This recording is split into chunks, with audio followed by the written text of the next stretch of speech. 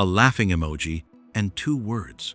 That's all it took to send Indiana Fever fans into a frenzy and put the entire WNBA free agency landscape on notice. Azura Stevens, the 6'6" stretch forward who just shot 38% from 3 with the LA Sparks, posted on social media with a very specific message aimed directly at Indianapolis. Not a casual like on a fan edit. Not a vague comment that could mean anything. A direct acknowledgement of the rumors swirling around her potential landing spot. And if you think that's just playful social media banter, you're missing what's actually happening here. This is a player telegraphing exactly where she wants to be. While Angel Reese dominated headlines joining Atlanta, the Fever just got news that could matter even more for their championship window. Here's what most people are completely overlooking when they talk about Indiana's off-season needs. The Fever's biggest problem last season wasn't talent or effort or even coaching down the stretch. It was spacing. Pure. Don't forget to subscribe and turn on the notification bell so you never miss a video. And simple. When you have Caitlin Clark running pick and roll with Aliyah Boston, you absolutely need the weak side completely cleared out. You need shooters on the perimeter who can punish help defense the exact second it arrives. You need defenses genuinely scared to collapse into the paint.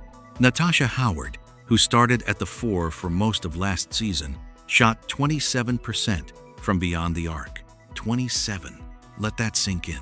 That's not spacing the floor or keeping defenses honest. That's actively clogging the paint and making Caitlin Clark's job 10 times harder than it needs to be. Every single time Howard touched the ball on the elbow or at the top of the key, defenses sagged off completely, cutting off driving lanes and suffocating Aliyah Boston in the post. The math was incredibly simple for opposing teams. Let Howard shoot all day long, pack the paint with help defenders, and force Indiana into contested 2s instead of open 3s. It worked almost every time.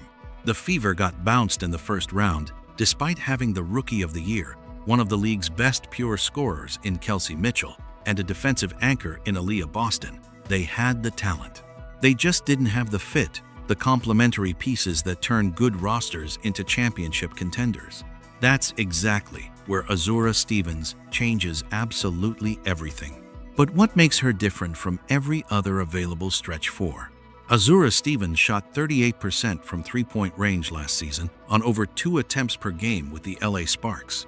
But here's the detail that matters most and separates her from other available stretch 4s.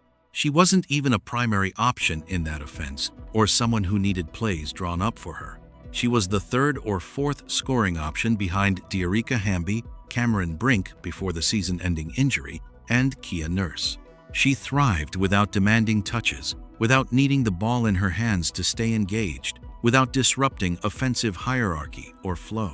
She understood her role perfectly and executed it at an elite level while staying completely within the offensive system. That's exactly what Indiana needs, and exactly what they didn't have last season. They already have their primary option in Caitlin Clark, their secondary scorer and closer in Kelsey Mitchell, and their pick-and-roll hub in Aliyah Boston. What they desperately need is a 4th option who spaces the floor consistently, crashes the glass on both ends, switches on defense across multiple positions, and doesn't require the ball to make an impact. Stevens checks every single box on that list, and the shooting evolution isn't a fluke or one hot season. 3 years ago, she was a 28% 3-point shooter, the kind of big who could occasionally hit an open 3, but wasn't someone you game planned around as a threat. Last season, 38%. That's not statistical noise or a small sample hot streak. That's a player who completely rebuilt her offensive game from the ground up to fit the modern WNBA and stretch defenses. She added the corner 3 to her arsenal, the pick and pop at multiple spots on the floor, the trailer 3 in transition. All the exact shots Caitlin Clark creates for teammates multiple times per game when defenses collapse on her drives. At 6'6" with a legitimate 7-foot wingspan, Stevens brings defensive versatility and switchability that Indiana simply hasn't had since their roster construction started. She can switch onto wings without getting torched, protect the rim as a help defender, without being a primary shot blocker, and rebound her position without getting bullied by bigger, stronger posts. She averaged 8 boards per game last season on a Sparks team that already had De'Arica Hamby and Cameron Brink eating up rebounding opportunities. Pair her with Aliyah Boston, who's already one of the league's best rebounders, and suddenly Indiana has 2 legitimate rebounders in the front court instead of relying on Boston to do absolutely everything on the glass, while Natasha Howard consistently got outpositioned and outworked. The defensive schemes this would unlock for Stephanie White are genuinely massive and would completely change how the Fever can game plan.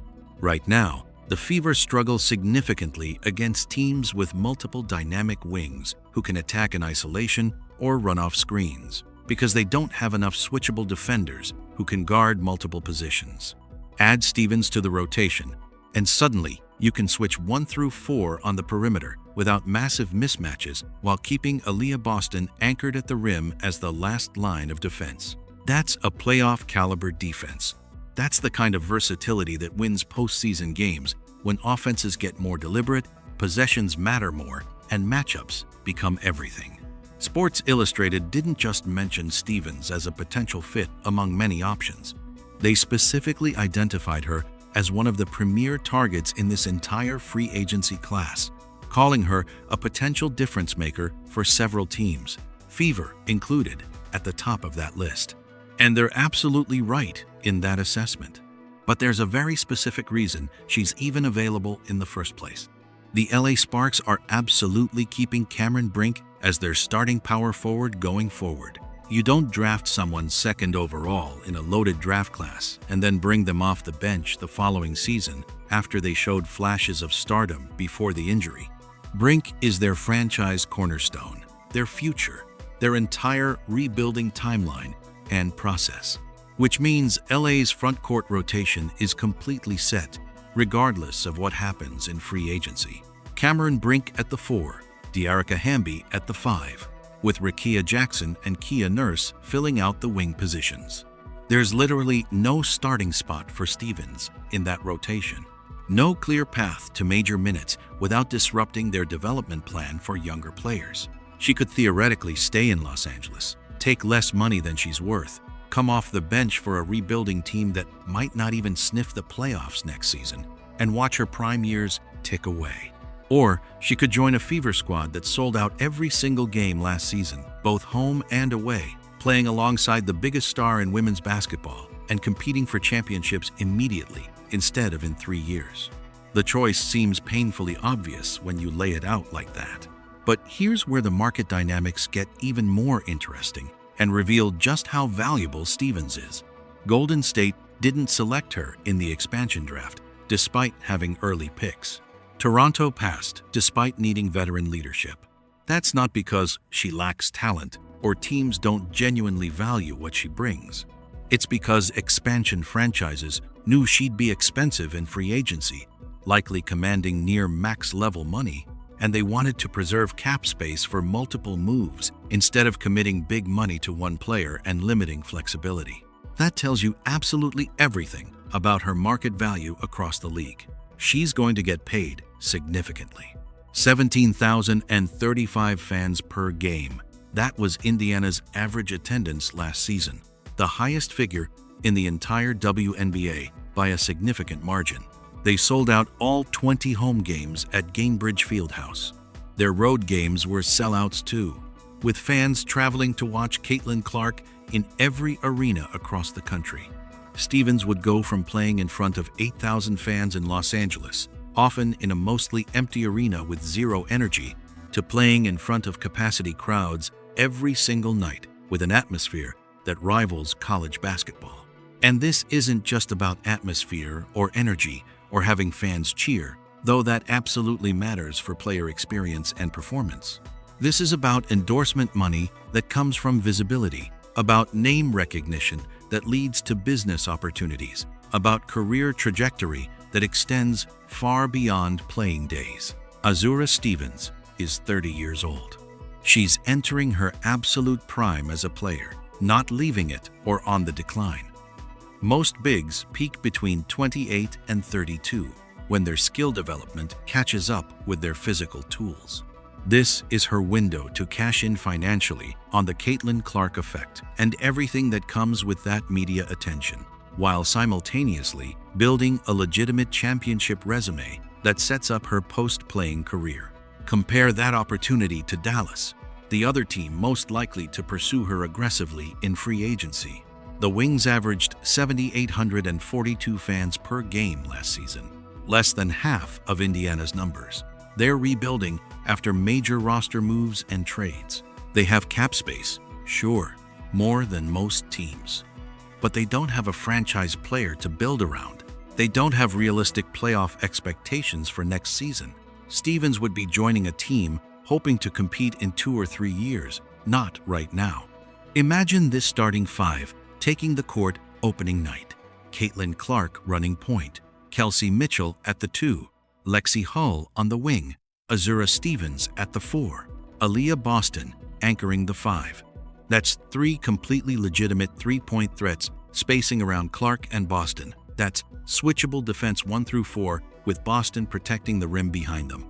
Run a simple pick and roll with Clark and Boston at the top of the key. The defense absolutely has to show hard on Clark or she's pulling from 28 feet and hitting at a 40% clip. If they trap aggressively, she's hitting the short roll to Boston or swinging it cross-court to Stevens relocating in the corner. If Stevens' defender helps on the roll, she's wide open for 3 with all day to shoot. If he stays home respecting the shooting threat, Boston is finishing at the rim with a dunk. Or flip the action entirely. Run Clark off a down screen from Stevens at the elbow. Stevens can pop for 3, slip to the rim if her defender overhelps, or facilitate from the high post. She averaged 2 assists per game last season, which is genuinely excellent for a big and shows legitimate passing vision. She can make the extra pass, attack closeouts when defenses run at her, punish mismatches in the post against smaller defenders. This isn't just about adding a shooter to the roster and calling it a day.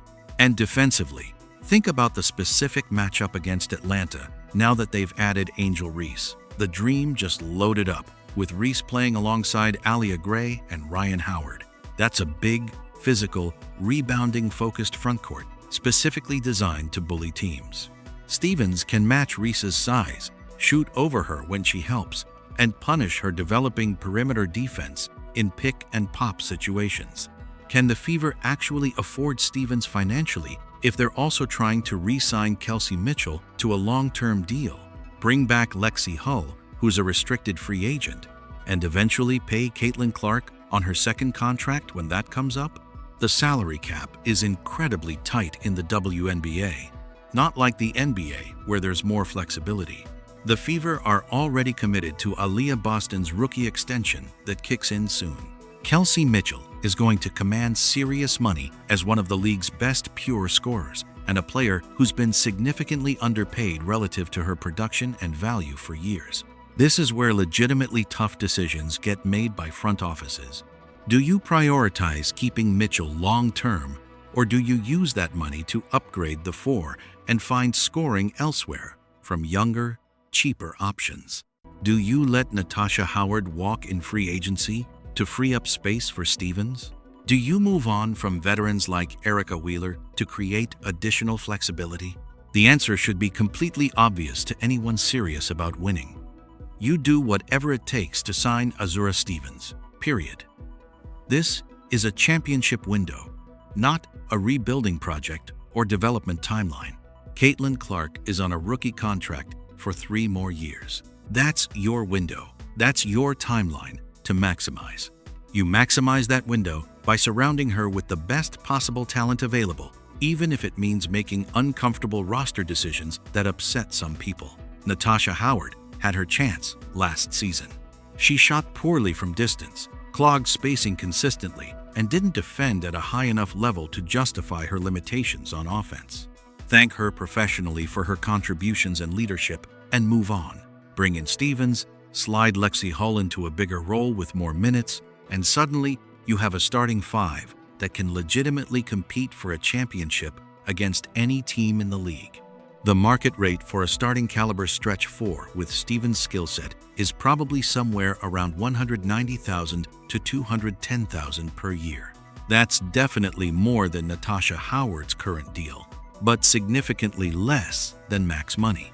Indiana needs to come in with a competitive offer right away, not wait around. Don't play games trying to lowball. Don't wait to see what other teams bid and then match. Make a strong opening offer that signals you're serious about this. Then negotiate details from there. Because if this goes to a bidding war with Dallas or Toronto, who both have more cap space, the Fever might legitimately get priced out, despite Stevens wanting to be there. Here's what's actually at stake, beyond just one free agency signing. The WNBA is entering a completely new era with massive changes coming. Expansion teams are coming to Golden State and Toronto, with more likely after. TV deals are getting significantly bigger with actual national coverage. The talent pool is deepening with better international players. The window to win with Caitlin Clark on a cheap rookie deal is incredibly narrow, maybe 3 years total before she commands max money and severely limits roster flexibility for other moves. You absolutely don't waste that window running back the same exact roster that got bounced in the first round. You don't waste it on loyalty to veterans who don't fit the system or timeline. You make aggressive moves to maximize your championship odds while you actually have them and can build a contender.